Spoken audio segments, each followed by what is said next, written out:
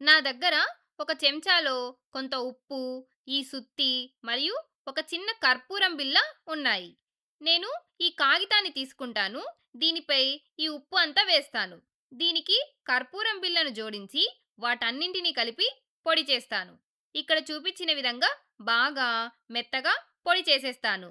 చూడండి, ఇప్పుడు మనకు ఒక తెల్లటి పొడి కనిపిస్తోంది కదా!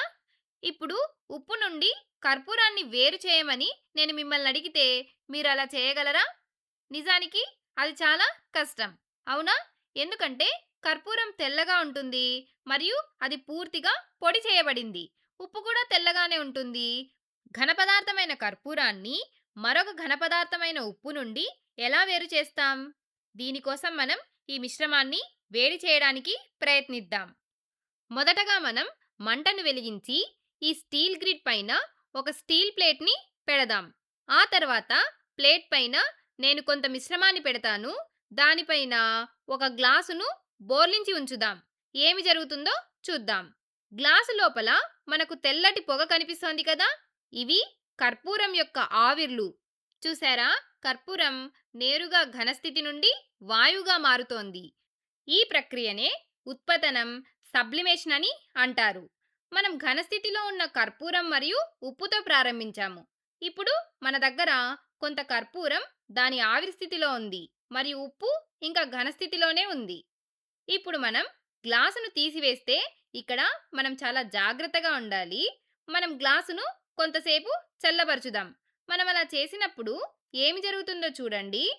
గ్లాసు గోడలపై ఈ తెల్లటి పదార్థం పేరుకుపోవడాన్ని మనం చూస్తున్నాం. అవునా? అదేమిటి? అది కర్పూరం. కర్పూరం ఆవిరైంది మరియు గ్లాసును చల్లబరచడానికి పెట్టినప్పుడు అది తిరిగి ఘనస్థితిలోకి మారింది. ఇప్పుడు మనం ప్లేటుని చూస్తే అందులో కొంత ఉప్పు ఉంది. అలాగే కొంచెం కర్పూరం కూడా ఉంది. ఎందుకంటే మనం కర్పూరాన్ని పూర్తిగా ఆవిరిగా మారడానికి అనుమతించలేదు. కాబట్టి ఉత్పతనం, సబ్లిమేషన్ ప్రక్రియ ద్వారా మనం కర్పూరం మరియు ఉప్పు మిశ్రమం నుండి కర్పూరాన్ని వేరు చేయగలిగాము. కర్పూరం నేరుగా ఘనస్థితి నుండి ఆవిరిగా మారింది. దానినే ఉత్పతనం, సబ్లిమేషన్ అని అంటారు. మరియు అది గ్లాసు గోడలతో స్పర్శలోకి వచ్చినప్పుడు, గ్లాసు గోడలు చల్లబడటానికి కొంత సమయం ఇచ్చినప్పుడు కర్పూరం తిరిగి ఘనరూపంలోకి మారింది. అదే మనం గ్లాసు గోడలపై చూస్తున్నాం. ఇది చాలా బాగుంది కదా! మీరు నాప్థలిన్ బంతులను ఉపయోగించి ఉంటారు కదా! మనం వాటిని బట్టల మధ్యలో పెడుతూ ఉంటాం. ఎందుకంటే అవి బట్టలను పాడు చేసే కీటకాలను నాశనం చేస్తాయి. నాప్థలిన్ బంతులు కూడా కర్పూరంలాగే నేరుగా వాయువుగా మారుతాయి.